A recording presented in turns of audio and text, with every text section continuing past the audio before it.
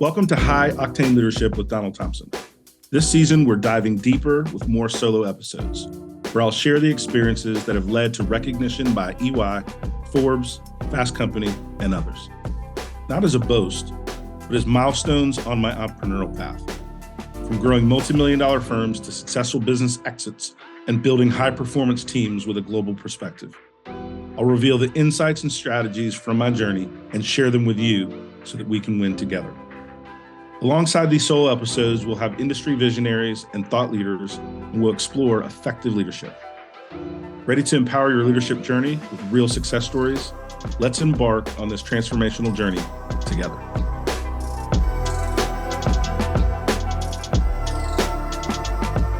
Welcome to another edition of High Octane Leadership with Donald Thompson. I'm really excited to be here, and the topic we're going to cover today is one that we all experience and need to get better at, and that is the art of negotiation, with our goal being to build bridges and not walls.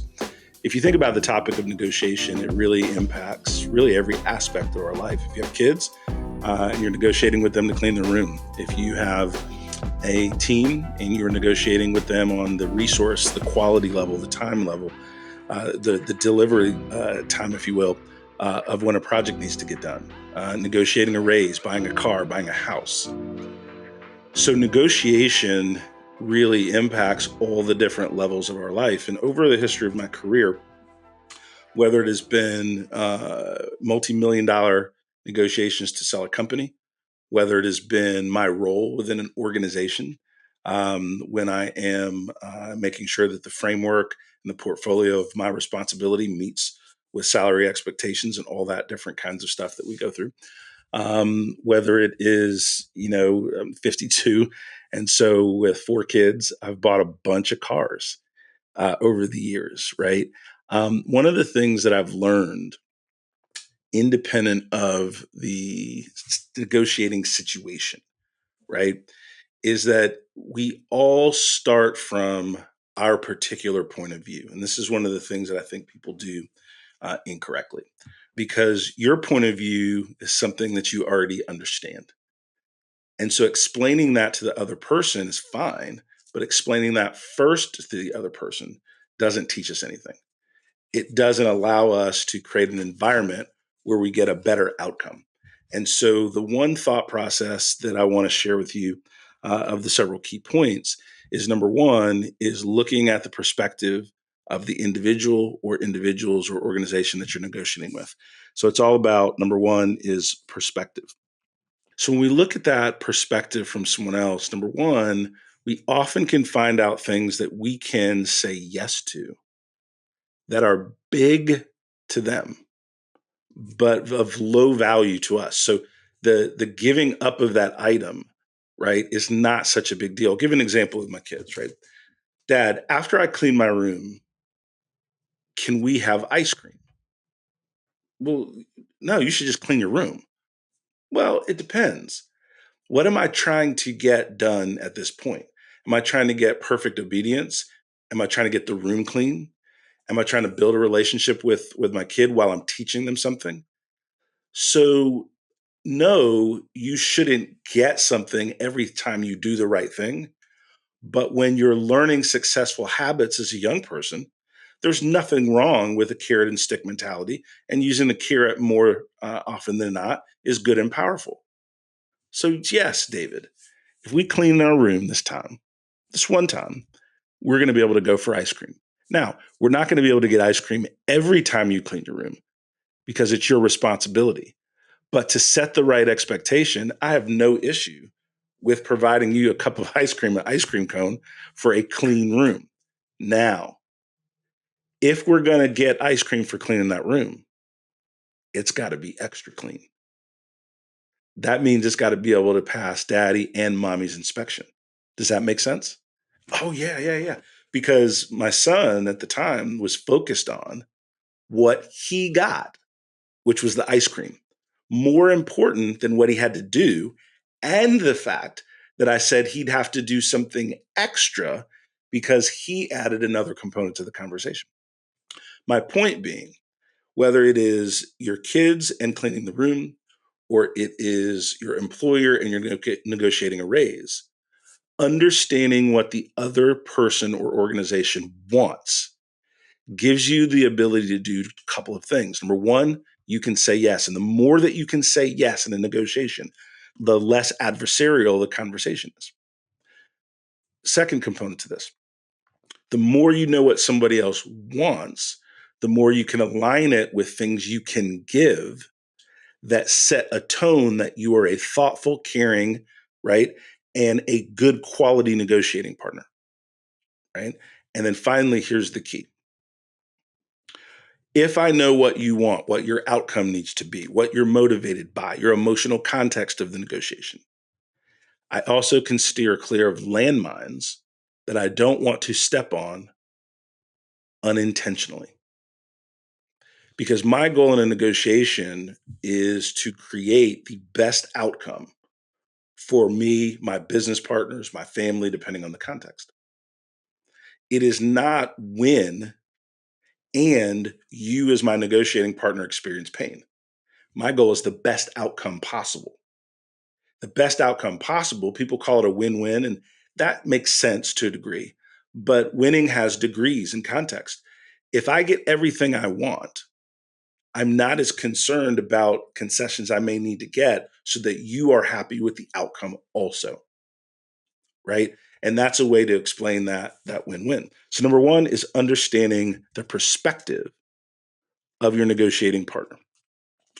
The second component of negotiation is timing. If you have a long window to make a decision, longer window, you have much more power and credibility.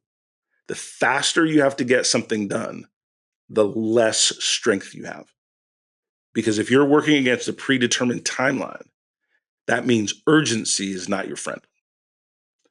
And that means that I try to get into conversations with folks, especially where there is a lot of financial impact, as early as possible, so that the emotion of being under time pressure doesn't cloud my negotiating partner's ability to make reasonable concessions that I may need.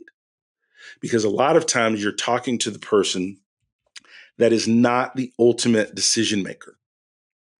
That means you have to build in time frame for your negotiation, your conversations that allow back and forth where they've got to go check with their constituents, where they've got to go investigate whether something works for them. Things of significance are not going to happen in a single Zoom call, a single meeting, a single dinner. The larger the stakes, the more components and the more people that will be involved in the negotiation. And so time is a critical component to understand. And the more time that you have, the more that you can navigate the nuance and create that successful outcome. Whatever you've read about negotiation, whatever you have studied, the time in your experience, one of the things that I've found and a very critical element to successful outcome is understand the personality of the team and the people that you're negotiating with. This is especially important when you are the smaller partner. For example, a lot of the businesses that I am running a small boutique marketing firm, or I am running a diversity, equity, inclusion consultancy, or I am running a software engineering company. My partners were typically thousands of times bigger in terms of resources, in terms of experience, in terms of expectation than I was. We were dealing with enterprise legal teams with significant experience in M&A, specific experience in joint ventures and different things. And so on an experience level, we were out of our depth, out of our league, so to speak. And so a lot of times when you understand the personality and then the power dynamic, right? So it's the personality and the power dynamic between you and your counterpart, it helps you adjust your tone. When I'm the smaller party in a negotiation, I don't try to act like the big dog. If I don't understand something that's written in tremendous legalese, I will say, John, obviously you all have more experience. I'm trying to minimize our outside legal costs. In section 3, paragraph 4, there's just a lot of language. Can you just help me understand what this section means just in layman's terms? And then we can look at the legalese and how we want to structure it. But if you could just explain what you all are trying to accomplish, what you're trying to protect against in this particular section. They'll go forth and explain it, which is very different than if I use language like, I don't agree. You're using too much jargon. Anything that sounds combative versus conversational, right, doesn't put me in a position of strength, especially when I'm dealing with a larger partner. It actually creates a defensiveness in my partner. And I want you to understand a phrase that I'm using pretty specifically, my negotiating partner. Very few of the negotiations I've been a part of over the years, over the 30 years of my business career, have had to be adversarial. That didn't mean some of them were not, but most of them didn't have to be. It's the posture of the people, the personalities of the people, that sometimes make an adversarial conversation one that could have been done, completed over dinner, over a drink, over a cup of coffee. And so I try to make sure that in any of the language that I'm using, that I make sure that we have a conversational tone first to see how far that can go. Because, and this is super important, most negotiations are the start, not the finish. And you're going to have to work with these people again. And so your behavior, your style, the way that you push back on items is also a precursor for how you're going to work with this team, this organization, this company again in the future. And so negotiation is an opportunity to create partnership momentum, longevity of the relationship. So I'm very, very careful of the tone I use. And most important, when you have high octane personalities, these are folks that I've dealt with over the years, have graduated from the top schools, the MBA schools, the top law schools. And I'm just this guy from North Carolina, right? And happy to be underestimated. And a lot of times you will hear in the tone, well, Don, this is just the way that our contracts are structured. And we're not really in a mode to make any significant changes, right? Kind of a dominant tone. And so my response to some of those things is to desensitize, de-escalate any of that noise, any of that ego, and just say simply, listen, we're just getting started with our conversation. I'm the rookie here at this relative to the talent that's in the room. So I may ask an occasional question that's somewhat redundant. So if you just give me some grace and explain those things.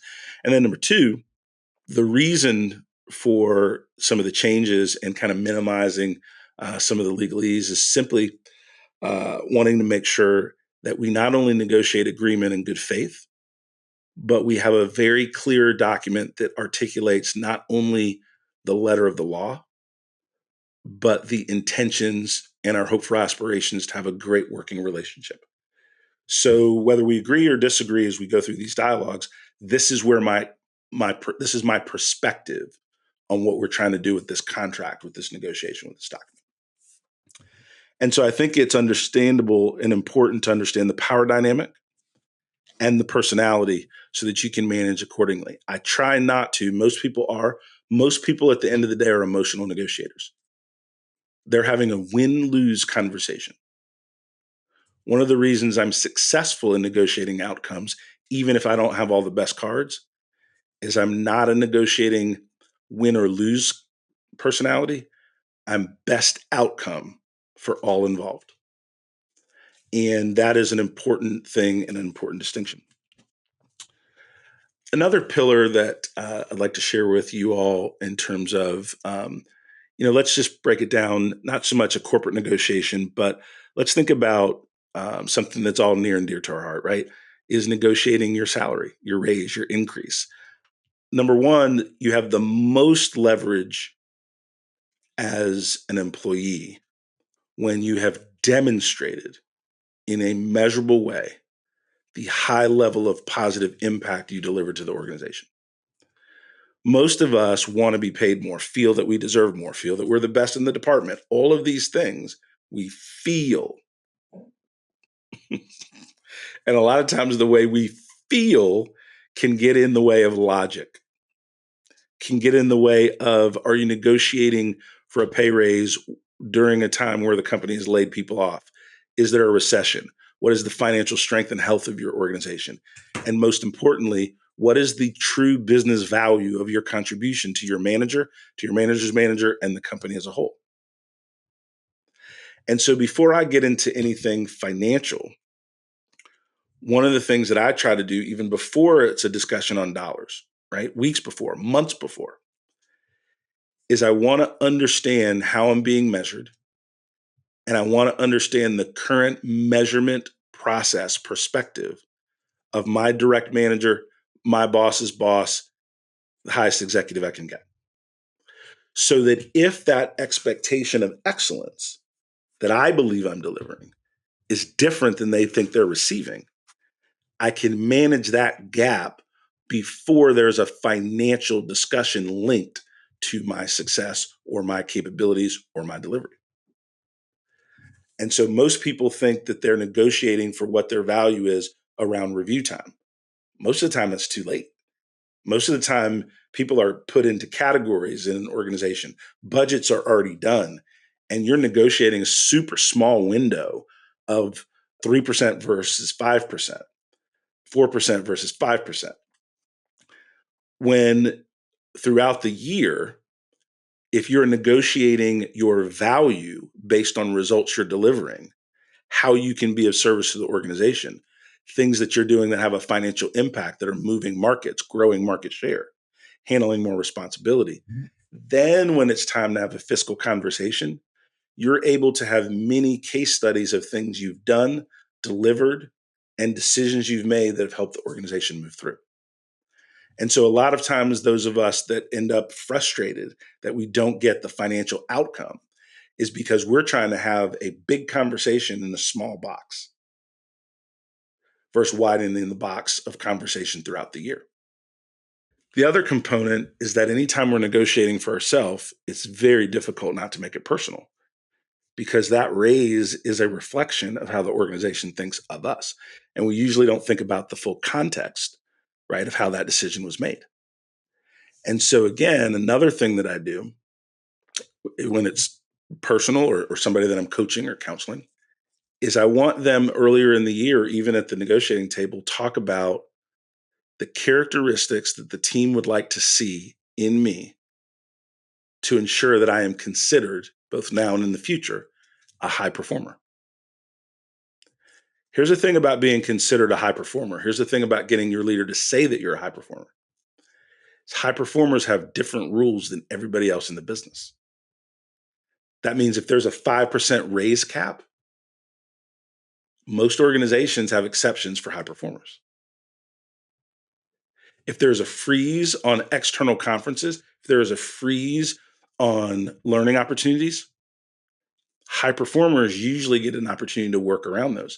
So you want to understand throughout the year whether or not your boss's boss considers you a high performer, and if not, why, so you can close those gaps.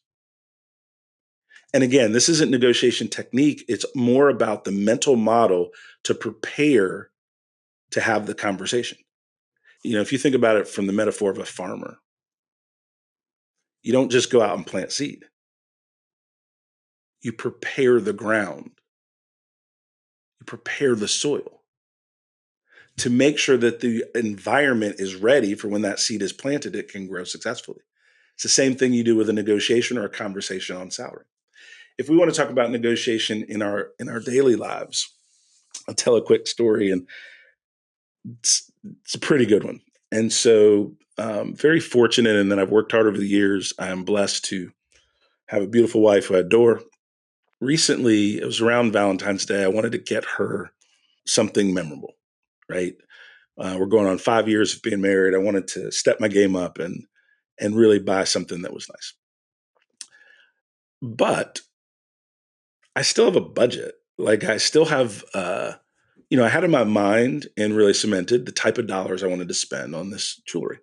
So I go into a jewelry store that I've frequented before. and know the folks in there. And I won't name drop because the parts of the story are pretty funny. So anyway, so I go in there and I look, I pick out a couple things, and the thing that I really wanted to buy for Jackie was several $1,000s out of range, like several, like lots, thousands of dollars out of range. But it was beautiful, and I knew it would look great on her, and I wanted this piece. But I was like, nah, there's a lot going on. A couple of big trips coming, a couple of investments want to make, and this is just not the right time to overspend on this. So I tell this to the young lady who's helping me and leave the store. No big deal. And I'm getting ready to walk to a different jewelry store that I had called, had some similar pieces, more in range. And so I was about ready to go into this second store. My phone rings, and I didn't recognize the number, but I picked up. And it was the general manager of the jewelry store that I just left. He said, Mr. Thompson, you've been a loyal customer. We want to earn your business. Is there anything I can do to help? You know, the same drill. We've all been familiar with this. I was like, nah, not really. I said, your price is your price. You gave me a little 20% discount. This is what I'm looking to pay for the piece. And it seems like we're pretty far away. So, you know, I'm good. But I appreciate everything you do, and I understand where you're coming from. And the general manager on the phone said, Mr. Thompson, may I ask you something? I said, sure. Can you just stay still for 2 minutes? Do not go into the other jewelry store. And I'll call you back with my best offer and if we can have the piece ready today. I said, yeah, I got 2 minutes. No big deal. So I stand there for 2 minutes. Gentleman calls me back. And we align on a price that is fair enough for both. And he moves significantly. And the reason I'm telling you this on a negotiation component is even though I wanted this piece, even though I wanted to have this piece for my wife, I try not to make finances, economics, and emotion mixed together. My ability to walk away, my ability to have other alternatives, my ability to not become emotional about a single transaction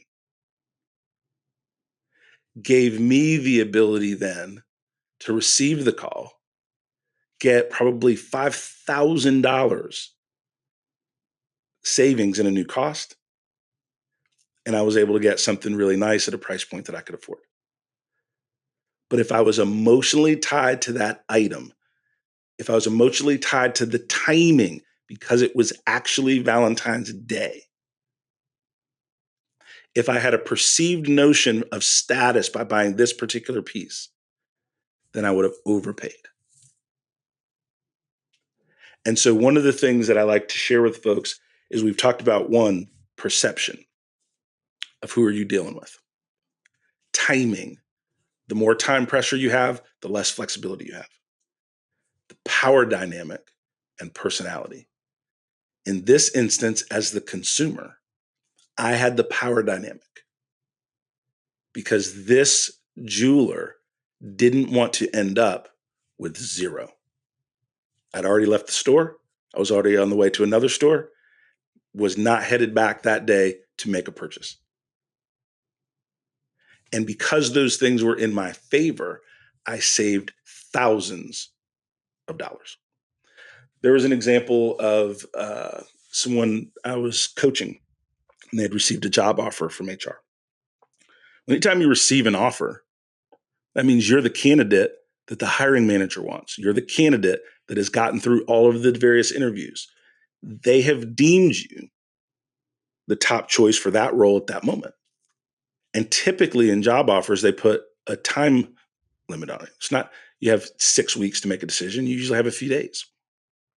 This is one of the top moments to go back and ask to adjust the offer. A lot of reasons there's a disparity in, we talk about the gender pay gap. One of the things that I try to talk about with folks is whose responsibility is it if I make more than my counterpart because I was a better negotiator, because I'd learned that skill, because I had the confidence to negotiate. And so what we have to teach people is, yes, there is a corporate responsibility to pay equitably for similar skills, same role, those things. But it is also incumbent of us in talking about teaching on the topic of negotiation to ask for more, to ask if there's an opportunity to structure this offer differently in a couple of areas. And usually the first offer that people give you is not their best and final.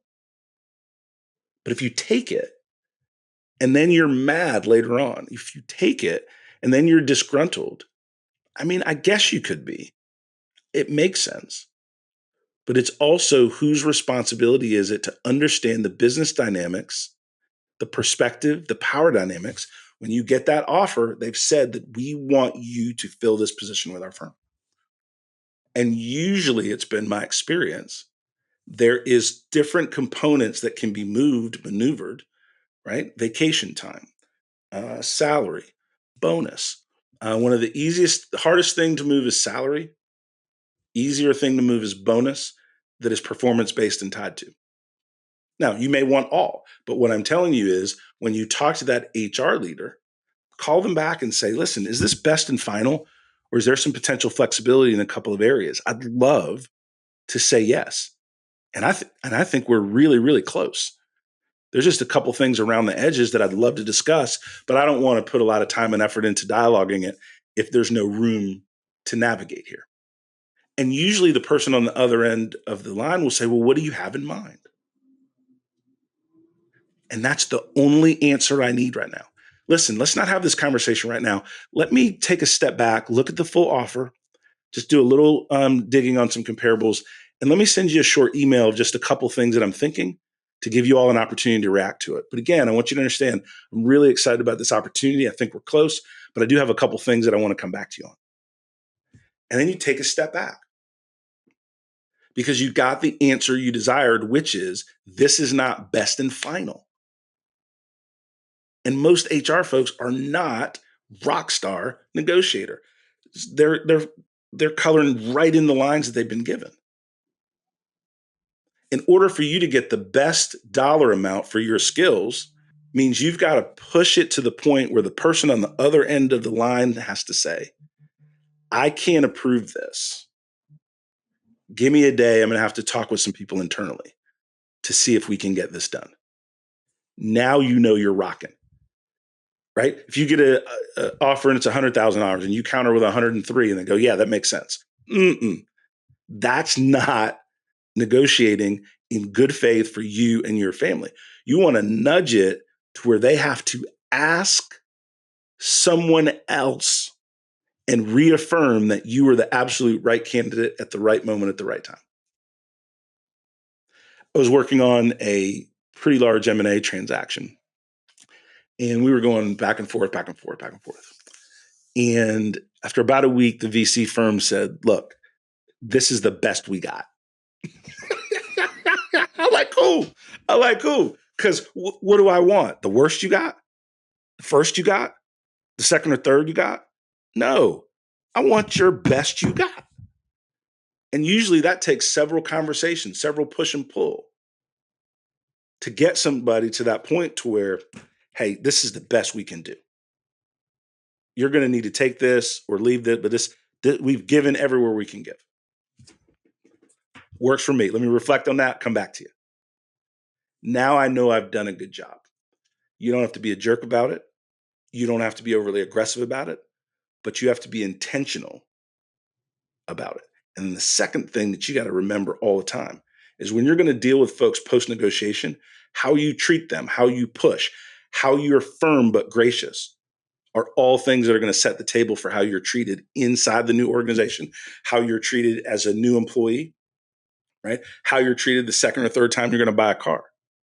Whatever the scenario is, right? Be firm, be gracious, but be intentional about pushing the envelope until you get to somebody's best and final. And that's the number or numbers you want to make a decision on. The final thing that I want to really talk about is knowing the level of decision rights of the team that you're talking to. A lot of times you're going to be dealing with, I don't want to call it front people, but folks that are going to tee up an agreement to then be reviewed by very senior levels in management. And this is whether this is a partnership agreement, salary discussion, M&A discussion, XYZ. And these are great folks, powerful, influential, but not the final deciders. And so one of the nuances to successfully negotiating is getting to the point where you can have a conversation with the folks you're chatting with and ask this very simple question. What does a successful outcome of this dialogue look like for you? The reason you want to understand this person's point of view, whether it is timing, whether it is throughput, right? How fast another side can do something. It's important to have, and I always have like a spreadsheet or a notebook with all of the different elements of the negotiating conversation. So, for example, what is it that you want my firm or me to do? How much are you going to pay when we do this? What is the timing? If you're going to pay me dollars and we're negotiating, what are the terms? Right? Is it net 5, 15, net 60? Big enterprise companies try to do this to small companies all the time because big companies make money on their float, right? Which is the gazillions of dollars they have in banking institutions and different things. So the faster they can take money in, the slower they can expense money out, they can make money just on the holding of millions of dollars of currency. But as a small business owner, cash flow is everything. So if I do work over a 30-day period of time, I invoice you for that work, and then you're going to pay me 60 days later for that work? No, thank you. It's a terrible deal for a small business owner. But that's one of the levers in term, right? So it's the amount someone's going to pay you. It's the term they're going to pay you. It's the currency they're going to pay you. It is how do you handle problems or disputes? And so when you look at all of these elements, right? I remember having a negotiation dialogue with billion-dollar global company, and we're a small tech company in Raleigh. 20 people, they got 20,000 people. And we came to an impasse on the hourly rate for our consultants. We just came to an impasse. What we wanted, what they wanted was just different. And neither side really, we were talking across each other, and it was a tough part of the deal. Understood where they were coming from because we were US based. So much of their supplier base was in other theaters. So Belarus, India, South America, right? And so our consultants were US based and significantly higher cost, but we were worth it, right? The skills that we brought to the table were worth it. The work that we did, the quality, our reputation, our experience, all of that. But we got to a point in an impasse. And I remember thinking, all right, how do we get this done? And what do we need that a big company can do pretty easily? And we'd been a supplier of this firm for years, so there was trust built, but we couldn't get over the goal line, so to speak. And I remember saying to my counterpart, you can't increase your rate. What if you pay me a quarter in advance for services that we're going to render? Because that helps me with my cash flow. That then helps my entire business, even though I know you can't meet the rate that I need that I can get from other folks. And I remember the gentleman on the other side was quiet for a minute. And he said, DT, because we negotiated a lot of deals together. He said, I wish I would have thought of that. I absolutely can do that. Right? Fronting you the cash, you all have done the work, you've been trusted partners. So paying you in advance each quarter, but keeping the rate the same, that's something I can take to our team. I can get that done for you. And so for the next 4 years of this relationship, we basically leveraged the cash flow from one of our biggest partners to help us grow other areas of our business and ultimately get sold and acquired, and a lot of good things happen. but it was because we weren't having a contentious negotiation. We had a conversation, we had a dialogue, and when we met with a roadblock, we jointly tried to figure out creative solutions together, and we did. And that was one of the most successful conversations that I've had in my business career because we found a way to win together. We found a way to overcome the negative connotation to negotiation and have a business conversation that the needs of both were met. We continue to be partners for many years. In summary, you want to understand the perspective of who you're negotiating with, their point of view, their goals, their needs. You want to manage timing, which means you want to get to a negotiating conversation as soon as you can so that time is on your side. You want to manage a negotiation conversation if you're an employee based on being a high performer as we go. So timing is both in performance before the salary discussion, as well as that window of negotiation. You want to understand the personality and the power dynamics of the folks that you're talking to.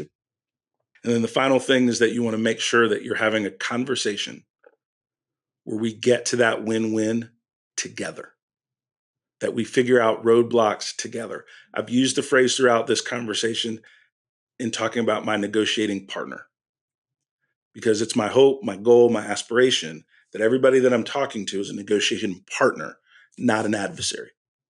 And then the final thought process is when you deal with that high octane personality, that person that is trying to drive the dialogue, that person that's trying to put their thumb on you, make sure that before you engage in that back and forth, you try to de-escalate, understand their true care-abouts, and always try to be the grown-up in the room. I wish you all the best as you negotiate salary with your kids to clean your room for that car that you want to buy, or in the case of the example I gave, the jewelry that we talked about. But I think your timing, your temperament, the way that you approach negotiation is going to be better because of some of these experiences we've discussed. And I think you'll be stronger the more that you do it, and the more that you do it with this mindset. So with that, DT and over and out. Hopefully this helped. And thanks for spending time with us on another episode of High Octane Leadership. And today we've talked about the art of negotiation, building bridges, not walls.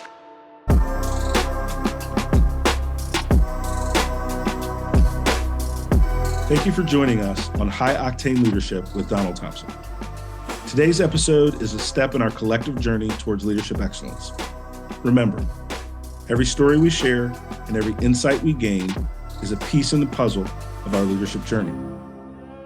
For more insight and detail, hit the subscribe button so that we can stay connected. For deeper information and more episodes, go to donaldthompson.com. Continue to lead with vision and purpose, and until we meet again, embrace your role as a high-octane leader in the ever-evolving world of business.